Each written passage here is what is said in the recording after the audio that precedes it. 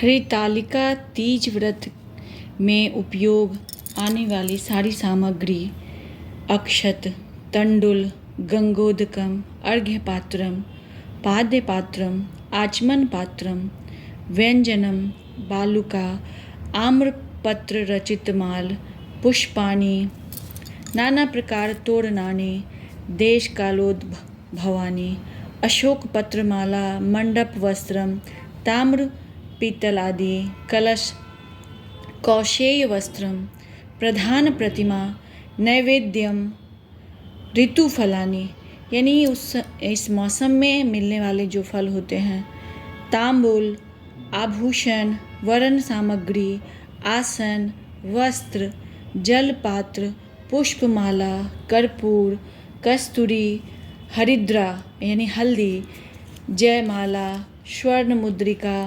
यज्ञोपवीत, भोजन पात्र, गोदान, धूम पात्र, दीप पात्र। सर्वप्रथम हम संकल्प करेंगे इस मंत्र के द्वारा। हाथ में एक पुष्प लेकर ओम अद्येत्यादि देश कालो स्मृत्वा सर्व पाप क्षय पूर्वक सप्त जन्म राज्याति सौभाग्य वैधव्य पुत्र पौत्रादि वृद्धि सकल भोगांतर शिवलोक महिमत्व कामनया सोपवास हरितालिका व्रत निमित्तम यथाशक्ति जागरण पूर्वक उमा महेश्वर पूजनम अहम करिष्ये।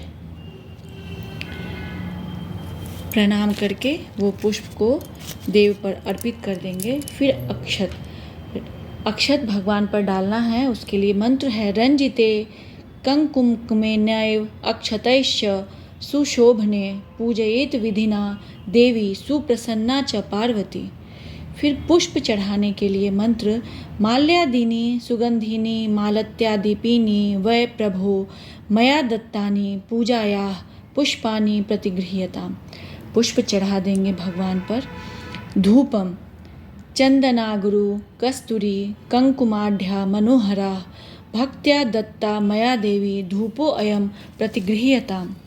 धूप दिखाएंगे भगवान को, देवी देवता दोनों को। दीपम त्वं ज्योतिः सर्वदेवानां तेजसां तेज उत्तमम् आत्मज्योतिः परम धाम दीपो अयम प्रतिगृह्यताम्। नैवेद्य चढ़ाएंगे। नैवेद्यम गृह्यताम देवी भक्ति में निश्चलां कुरु इप्सितं च वरम देहि परत्र च पराम गतिम। देवी को नैवेद्य चढ़ाएंगे। फलम इदम फलम मया देवी स्थापितं पुरतस्तव येन मे सफलम कर्म भवेत् जन्मनि जन्मनि। फल चढ़ाएंगे देवी को। तांबूलम पुंगीफलम महत् दिव्यम नागवल्ली दलैर्युतम कर्पूरेण समायुक्तम तांबूलम प्रतिगृह्यताम्। तांबूल और पुंगी फल चढ़ाएंगे, पान और सुपारी। फिर उसके बाद हाथों में पुष्प लेकर प्रार्थना करेंगे सौभाग्यम चाप वैधव्यम पुत्र पौत्रादिकम सुखम बहुपुण्य फलम सर्वमतः शांतिम च देहि में मंत्रहीनम क्रियाहीनम भक्तिहीनम यदीश्वरी पूजिता असि महादेवी संपूर्णम च ददस्व में। इस प्रकार उमा महेश्वर का पूजा करेंगे। और उसके बाद हम कैसे कैसे व्रत शुरू करना है उसके लिए आवश्यक निर्देश है। व्रती को चाहिए कि सूर्य निकलने से पहले उठकर सर्वप्रथम भगवान का ध्यान करे व उसके बाद शौच आदि स्नान तथा संध्या पूजन आदि से निबटकर उस स्थान पर जहाँ उसे शिव पार्वती का पूजन करना हो व उनकी कथा सुननी हो केले के पत्तों से बंधनवार आदि सजाकर मंडप को सजावे। इसी स्थल पर वे अपने आत्मीय बंधुजनों के साथ बैठकर अपने गुरु हेतु स्वच्छ उत्तम आसन बना देवें। तदुपरांत हाथ में जल व कुश लेकर ओम अद्येत्यादि से अहं करिष्ये तक का संकल्प वाक्य पढ़कर मन से संकल्प करेंगे, अभी जो हमने मंत्र पढ़ा था। उसके बाद हाथ में फूल अक्षत आदि लेकर मंदार माला नामक मंत्र के उच्चारण से पार्वती को ध्याएंगे। आगच्छ देवी तथा राज्य सौभाग्य दे आदि मंत्रों का आचमन कराएंगे। मंदाकिनी मंत्र से पार्वती जी को पंचामृत से स्नान कराने के बाद शुद्धोदक स्नान भी कराएंगे। फिर वस्त्र युग नामक मंत्र से पार्वती जी को सुंदर वस्त्रों का जोड़ा धारण कराएंगे। चंदनेन नामक मंत्र से चंदन का टीका लगाएंगे। रंजिते मंत्र से अक्षत चढ़ाएंगे। माल्यादिनी नामक मंत्र का उच्चारण कर माल्यार्पण करेंगे। चंदनागुरु इस मंत्र से उनके समक्ष धूप जलाएंगे। त्वम ज्योति इससे दीप दिखाएंगे। नैवेद्यम कहकर नैवेद्य चढ़ाएंगे। इदम फलम इस मंत्र से हम फल चढ़ावेंगे। पुंगी फलम इससे हम पान सौभाग्य इससे प्रार्थनादि करेंगे। पूजनादि के बाद हम फिर कथा श्रवण करेंगे। कथा शुरू करेंगे। सूत जी कहते हैं, मंदार माला से जिस पार्वती जी के केश सुशोभित हो रहे हैं तथा जो शिव जी मुंड माला से अलंकृत हैं, जो पार्वती जी अत्यंत दिव्य सुंदर वस्त्रों को धारण किए हुए हैं तथा जो शिव जी दिगंबर अर्थात वस्त्रहीन हैं, ऐसी शोभा वाले युगल पार्वती जी तथा शिव जी के आगे मैं नमन करता हूँ। कैलाश पर्वत के सुंदर शिखर पर माता पार्वती जी ने श्री महादेव जी से पूछा, हे महेश्वर, मुझसे आप वह गुप्त से गुप्त वार्ता कहिए जो सबके लिए सब धर्मों से भी सरल तथा महान फल देने वाली हो। हे नाथ, यदि आप मुझसे भली भांति प्रसन्न हैं तो आप उसे मेरे सम्मुख प्रकट कीजिए। हे जगन्नाथ, आप आदि मध्य और अंत रहित हैं। आपकी माया का कोई पार नहीं है। आपको मैंने किस भांति प्राप्त किया है? कौन से व्रत तप या दान के पुण्य फल से आप मुझको वर रूप में मिले हैं? आप ये मुझे बताएं। श्री महादेव जी बोले, हे देवी, यह सुन, मैं तेरे सम्मुख उस व्रत को कहता हूँ जो परम गुप्त है। जैसे तारागणों में चंद्रमा और ग्रहों में सूर्य, वर्णों में ब्राह्मण, देवताओं में गंगा, पुराणों में महाभारत, वेदों में साम और इंद्रियों में मन श्रेष्ठ है, वैसे ही पुराण और वेद सब में इसका वर्णन आया है, जिसके प्रभाव से तुमको मेरा आधा आसन प्राप्त हुआ है। हे प्रिय, उसी का मैं तुमसे वर्णन करता हूँ। सुनो, भाद्रपद भादो मास के शुक्ल पक्ष की हस्त नक्षत्र संयुक्त तृतीया के दिन, तीज के दिन इस व्रत का अनुष्ठान मात्र करने से सब पापों का नाश हो जाता है। तुमने पहले हिमालय पर्वत पर इसी महान व्रत को किया था जो मैं तुम्हें सुनाता हूँ। पार्वती जी बोली, हे प्रभु, इस व्रत को मैंने किस लिए किया था, यह मुझे सुनने की इच्छा है, सो कृपा करके कहिए। शंकर जी बोले, आर्यावर्त में हिमालय नामक एक महान पर्वत है, जहाँ अनेक प्रकार की भूमि अनेक प्रकार के वृक्षों से सुशोभित हैं, जो सदैव बर्फ से ढके हुए तथा गंगा की कलकल ध्वनि से शब्दायमान रहता है। हे पार्वती जी, तुमने बाल्यकाल में उसी स्थान पर परम तप किया था और 12 वर्ष तक जल में रहकर तथा वैशाख मास में अग्नि में प्रवेश कर तप किया। श्रावण के महीने में बाहर खुले में निवास कर और अन्न त्याग कर तप करती रही। तुम्हारे उस कष्ट को देखकर तुम्हारे पिता को बड़ी चिंता हुई। वे चिंतातुर होकर सोचने लगे कि मैं इस कन्या की शादी किससे करूं। इस शुभ अवसर पर दैवयोग से ब्रह्मा जी के पुत्र नारद जी वहां आए।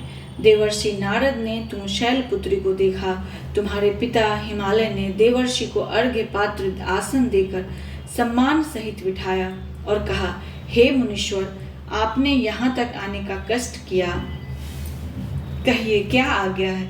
नारद जी बोले, हे गिरिराज, मैं विष्णु भगवान का भेजा हुआ आया हूँ। तुम मेरी बात सुनो। आप अपनी कन्या को उत्तम वर को प्रदान करें। ब्रह्मा, इंद्र, शिव आदि देवताओं में विष्णु भगवान के समान कोई भी उत्तम पद नहीं है, कोई भी उत्तम नहीं है। इसलिए मेरे मत से आप अपनी कन्या का दान भगवान विष्णु को ही दें। हिमालय बोले, यदि भगवान वासुदेव स्वयं ही कन्या का ग्रहण करना चाहते हैं और इस कार्य के लिए ही आपका आगमन हुआ है, तो वह मेरे लिए गौरव की बात है। मैं अवश्य उन्हें ही दूंगा। हिमालय का यह आश्वासन सुनते ही देवर्षि नारद जी आकाश में अंतर्ध्यान हो गए और शंख, चक्र, गदा, पद्म एवं पीतांबरधारी भगवान विष्णु के पास पहुंचे। नारद जी ने हाथ जोड़कर भगवान विष्णु से कहा, प्रभु, आपका विवाह कार्य निश्चित हो गया है। इधर हिमालय ने पार्वती जी से प्रसन्नता पूर्वक कहा, हे पुत्री, मैंने तुमको गरुड़ ध्वज भगवान विष्णु को अर्पण कर दिया। पिता के इन वाक्यों को सुनते ही पार्वती जी अपनी सहेली के घर गईं और पृथ्वी पर गिरकर अत्यंत दुखित होकर विलाप करने लगी। उनको विलाप करते हुए देखकर सखी बोली, हे देवी, तुम किस कारण से दुख पाती हो, मुझे बताओ, मैं अवश्य ही तुम्हारी इच्छा पूर्ण करूंगी। पार्वती बोली, हे सखी, सुन, मेरी जो मन की अभिलाषा है सुनाती हूँ। मैं श्री महादेव जी को वरण करना चाहती हूँ। मेरे इस कार्य को पिताजी ने बिगाड़ना चाहा है, इसलिए मैं निसंदेह इस शरीर का त्याग करूंगी। पार्वती जी के इन वचनों को सुनकर सखी ने कहा, हे देवी, जिस वन को तुम्हारे पिताजी ने न देखा हो तुम वहां चली जाओ। तब हे देवी पार्वती, तुम अपनी सखी का यह वचन सुन ऐसे ही वन को चली गई। पिता हिमालय ने तुमको घर पर न पाकर सोचा कि मेरी पुत्री को कोई देव, दानव अथवा किन्नर हरण करके ले गया है। मैंने नारद जी को वचन दिया था कि मैं पुत्री का गरुड़ ध्वज भगवान के साथ वरण करूंगा। हाय, अब यह कैसे पूरा होगा। ऐसा सोचकर वे बहुत चिंतातुर हो गईं, मूर्छित हो गए।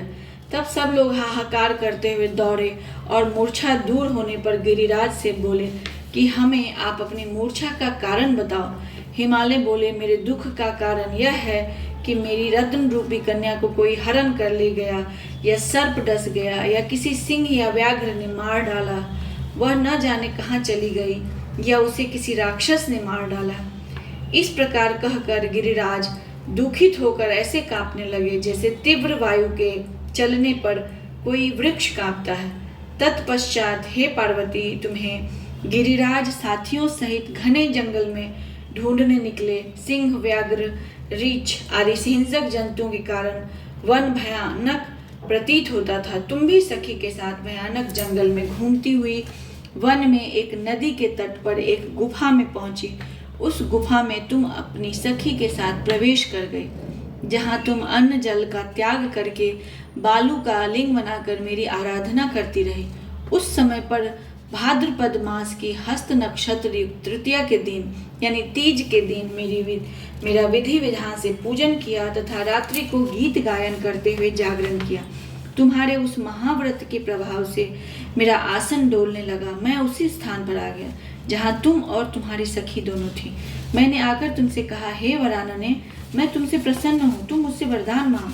तब तुमने कहा कि हे देव, यदि आप मुझसे प्रसन्न हैं तो आप महादेव जी ही मेरे पति हो। मैं तथास्तु कहकर ऐसा कैलाश पर्वत को चला गया और तुमने प्रभात होते ही मेरी उस बालुका की प्रतिमा को नदी में विसर्जित कर दिया।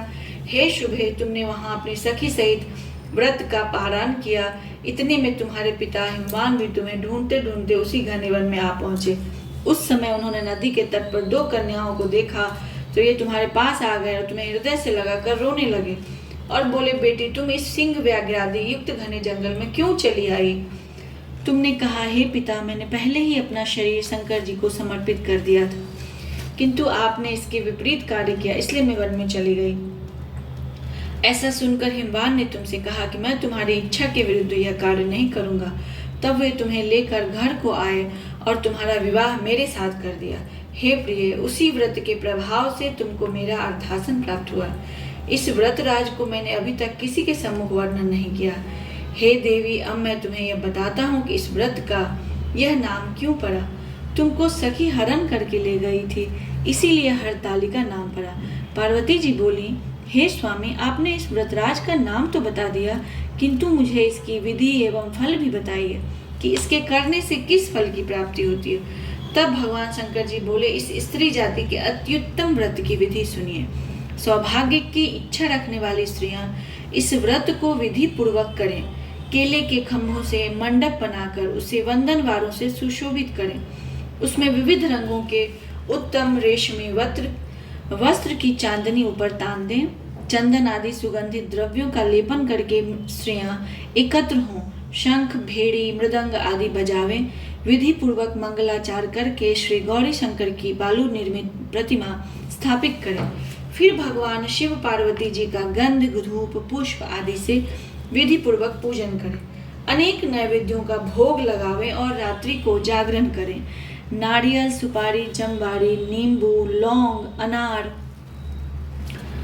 नारंगी आदि ऋतु फलों तथा फूलों को एकत्रित करके धूप दीप आदि से पूजन करके कहें, हे कल्याण स्वरूप शिव, हे मंगल रूप शिव, हे मंगल रूप महेश्वरी, हे शिवे, सब कामनाओं को देने वाली देवी कल्याण रूप तुम्हें नमस्कार है। कल्याण स्वरूप माता पार्वती हम तुम्हें नमस्कार करते हैं। भगवान शंकर जी को सदैव नमस्कार करते हैं। हे ब्रह्म रूपिणी जगत का पालन करने वाली माँ, आपको नमस्कार है। हे सिंहवाहिनी, मैं सांसारिक भय से व्याकुल हूँ, तुम मेरी रक्षा करो। हे महेश्वरी, मैंने इसी अभिलाषा से आपका पूजन किया है। हे पार्वती माता, आप मेरे ऊपर प्रसन्न होकर मुझे सुख और सौभाग्य प्रदान कीजिए। इस प्रकार के शब्दों द्वारा उमा सहित शंकर जी का पूजन करें। विधि पूर्वक कथा सुनकर गौ, वस्त्र, आभूषण आदि ब्राह्मणों को दान करें। इस प्रकार से व्रत करने वाले के सब पाप नष्ट हो जाते हैं। हे देवी, इसी व्रत को करने से आपने मुझे प्राप्त किया और आप मेरी अर्धांगिनी